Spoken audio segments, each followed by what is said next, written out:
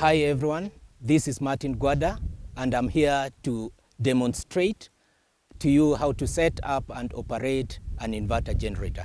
The product we have in front of us is a Dayliff DG4000PSi Inverter Generator.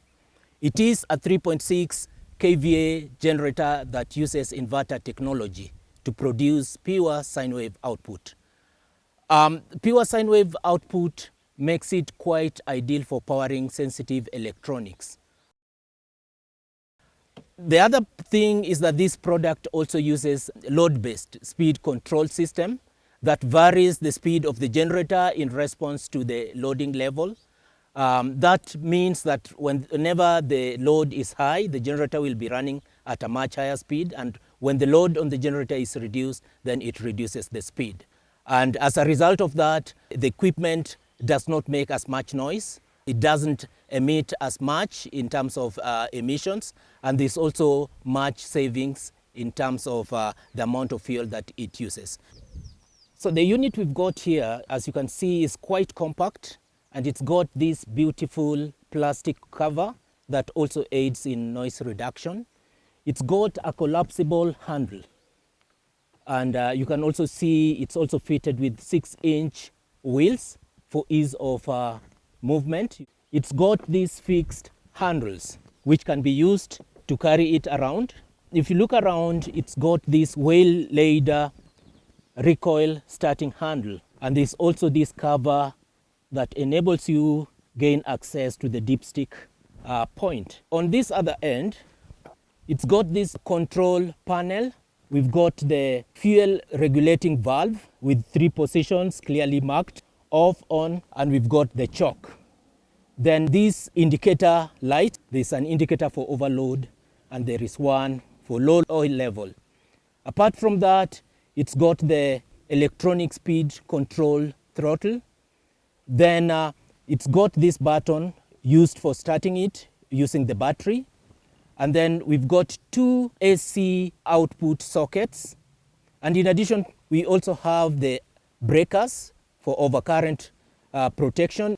It's got a DC output socket. It's got a USB port, which is quite convenient out in the field.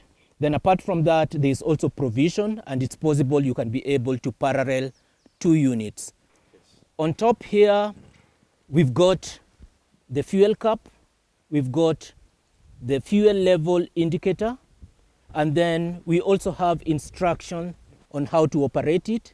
Before starting this unit, you need to check and confirm that the oil level is at the right point, and that you can be able to do by accessing the dipstick. The dipstick is this one here, and by opening it, you can be able to confirm whether the oil is at the right level or otherwise. So once confirming that the oil level is okay, you can be able to open and add fuel from this point here. Then once you've confirmed that everything is okay, you then move on to start the equipment. And to do that, you've got to ensure that the fuel regulating valve is in the choke position.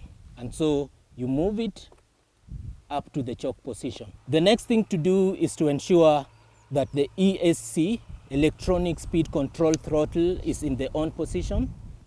You can either start this unit using the battery by pressing the red button here. The other option is to start it using the recoil start.